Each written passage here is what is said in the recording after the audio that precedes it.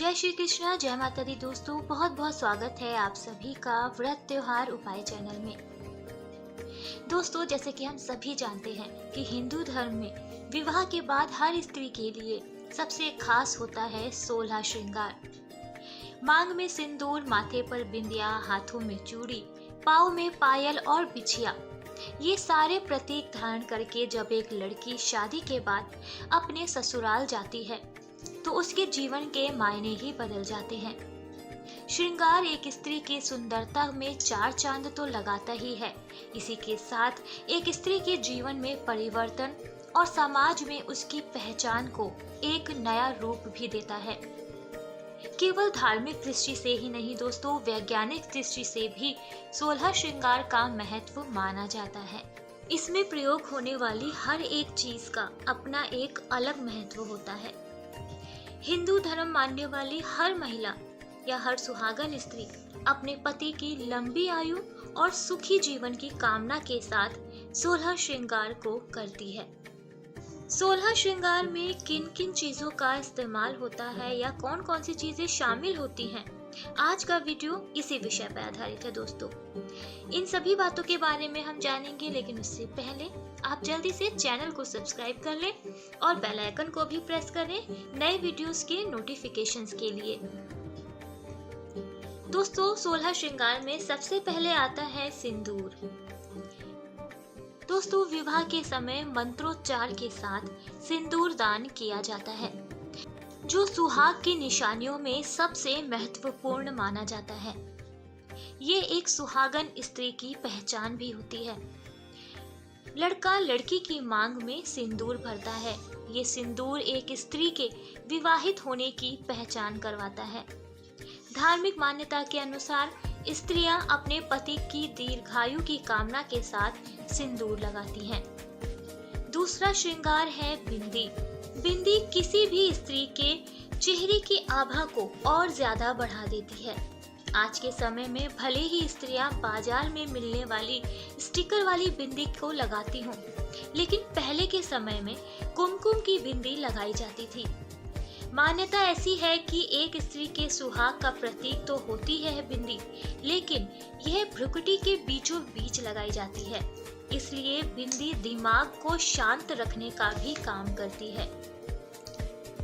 तीसरा श्रृंगार है काजल।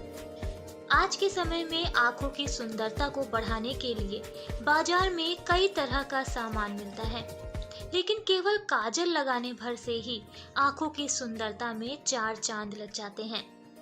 धार्मिक मान्यता ऐसी है कि काजल बुरी नजर से बचाता है, इसलिए इसे 16 श्रृंगार में शामिल किया गया है। चौथा श्रृंगार है मंगलसूत्र। सिंदूर की तरह ही मंगलसूत्र धारण करने का भी एक अलग महत्व है। विवाह के समय सामाजिक रीति रिवाजों को निर्वहन करते हुए मंत्रोच्चार के बीच वर अपनी वधू के गले में मंगलसूत्र पहनाते हैं। यह एक स्त्री की सुहाग का प्रतीक होता है। ऐसी मान्यता है कि पति की आयु जुड़ी होती है इस मंगलसूत्र के धागे से। गले में पहना हुआ मंगलसूत्र जब शरीर को स्पर्श करता है तो उसके कई फायदे भी होते हैं। साथ ही ग्रंथों में ऐसा भी लिखा है कि मंगलसूत्र में जो काली मोतियां होती हैं वो शिव जी का प्रतीक होती हैं, और जो सोना उसके साथ जुड़ा होता है वो माता पार्वती का प्रतीक होता है। 16 श्रृंगार में पांचवा है मेहंदी या आलता। हिंदू धर्म में शादी के समय हाथों में और पैरों में मेहंदी रचाना और आलता लगाने की रस्म होती है। मेहंदी को बहुत ही शुभ माना जाता है, तो वहीं आलता को पारंपरिक तौर पर श्रृंगार माना जाता है। हर सुहागन स्त्री के लिए हाथों में मेहंदी रचाना सौभाग्य का प्रतीक माना जाता है। ऐसा माना जाता है कि मेहंदी का रंग जितना गहरा होता है, वैवाहिक जीवन भी उतना ही खुशहाल होता है। छठा श्रृंगार है चूड़ियां। आजकल के समय में कई तरह के डिजाइन और धातु की चूड़ियां बाजार में मिलती हैं, लेकिन सुहागन स्त्री के लिए कांच की चूड़ियां पहनना ही शुभ माना जाता है। लाल और हरे रंग की चूड़ियां सुहागन स्त्री की सुंदरता को और अधिक बढ़ा देती हैं। 16 श्रृंगार में चूड़ियां एक महत्वपूर्ण स्थान रखती हैं। मान्यता है कि चूड़ियों की खनक से जो आवाज उत्पन्न होती है, उससे हमारे आसपास की सारी नकारात्मक ऊर्जा दूर हो जाती है। 7वां श्रृंगार है बिछिया। हिंदू धर्म में एक विवाहित स्त्री के लिए पैरों में बिछिया पहनना अनिवार्य माना जाता है। शादी के समय पैरों में बिछिया पहनाई जाती है तो वो कांसे की बनी होती है। कुछ दिनों बाद इन्हें बदलकर चांदी से बनी बिछिया पहना दी जाती है। सुहाग के सामान में बिछिया भी बहुत ही महत्वपूर्ण जगह रखती है। 8वां श्रृंगार है गजरा। स्नान आदि करके मांग में सिंदूर लगाने के साथ ही बालों में गजरा लगाने का प्रचलन बहुत ही पहले समय से हो रहा है। जब भी 16 श्रृंगार की बात आती है तो बालों को संवारने के साथ साथ उनकी साज सज्जा का भी ध्यान रखा जाता है। पहले के समय में स्त्रियां अपने बालों में चंदन आदि की सुगंधित धूप देती थीं, जिससे बालों में फूलों की तरह खुशबू आती थी। इसी के साथ बालों में फूलों का गजरा भी लगाया जाता है। सलीके से बंधे हुए और सजे हुए बाल सुहागन स्त्री का प्रतीक माना जाता है। मान्यता है कि बालों में गजरा लगाने से प्रेम की सुगंध हमेशा महकी रहती है। 9वां श्रृंगार है लाल जोड़ा। हिंदू धर्म में वैसे तो लाल रंग को ही बहुत ही ज्यादा अहमियत दी जाती है, लेकिन आजकल शादियों में सिर्फ लाल रंग को ना पहनकर दुल्हनें बहुत सारे रंगों के जोड़े पहनती हैं। लेकिन एक बात का हमेशा ध्यान रखें कि सुहाग की निशानी में लाल रंग को हमेशा से ही बहुत ज्यादा महत्ता दी गई है। इसीलिए शादी में जितना हो सके आप कोशिश करें कि आपके सुहाग के जोड़े में लाल रंग अवश्य हो, क्योंकि ये शुभता और सुहाग की निशानी माना जाता है। और वैसे भी देवी माँ को भी लाल रंग की चुनरी ही चढ़ाई जाती है। 10वां श्रृंगार है मांग टीका। एक सुहागन स्त्री के लिए मांग टीका बहुत ही ज्यादा महत्वपूर्ण होता है। मांग के बीचों बीच पहने जाने वाला यह आभूषण चेहरे की आभा को बहुत ही ज्यादा बढ़ा देता है। साथ ही इसको माथे पर धारण करके इसका बैलेंस बनाए रखना आपके वैवाहिक जीवन को सही तरह से चलाने का भी प्रतीक है। 11वां श्रृंगार है नथ।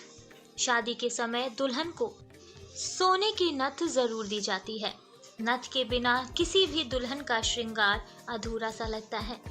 सुहागन स्त्री के लिए नथ एक आवश्यक आभूषण माना गया है।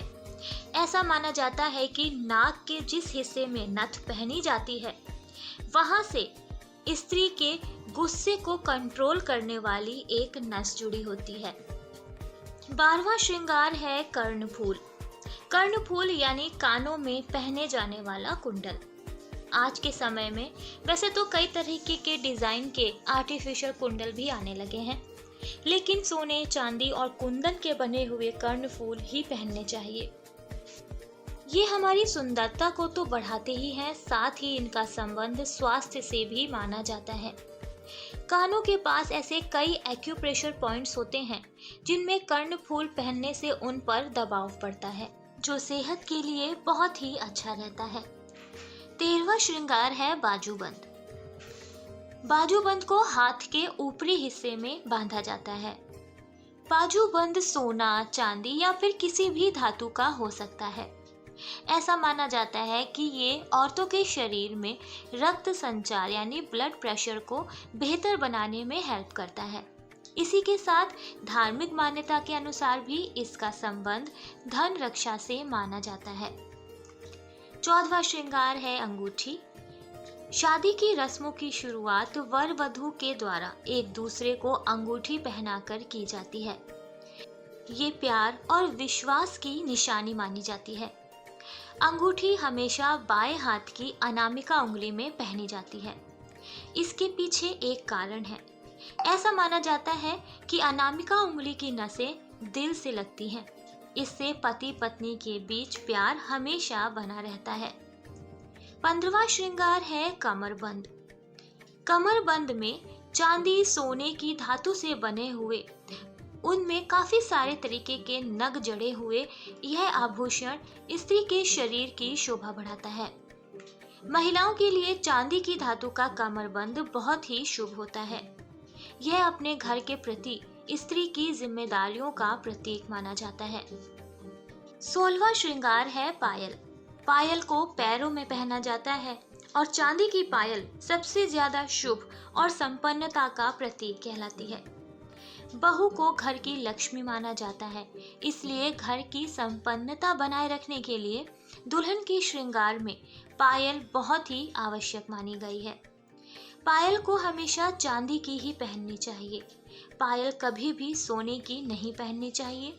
धार्मिक दृष्टि से देखा जाए तो ऐसा इसलिए माना जाता है क्योंकि सोने को बहुत ही पवित्र माना जाता है और ऐसी पवित्र धातु को पैरों में पहनना बहुत ही अशुभ होता है। तो दोस्तों, ये थे वो 16 श्रृंगार जो किसी भी सुहागन स्त्री के लिए करना बहुत ही जरूरी है। चाहे आपका करवा चौथ का व्रत हो या फिर सुहाग से जुड़ी हुई कोई भी पूजा, व्रत या पाठ हो। तो मैं उम्मीद करती हूँ दोस्तों, अब आपको 16 श्रृंगार के महत्व के बारे में सारी जानकारी मिल गई है और आप इसे अपनाएंगे भी। अपना फीडबैक मेरे साथ जरूर शेयर करिएगा, ये वीडियो आपको कैसा लगा। साथ ही चैनल को सब्सक्राइब करें, वीडियो को लाइक और शेयर करें और देखते रहें व्रत त्योहार उपाय चैनल। जय श्री कृष्ण।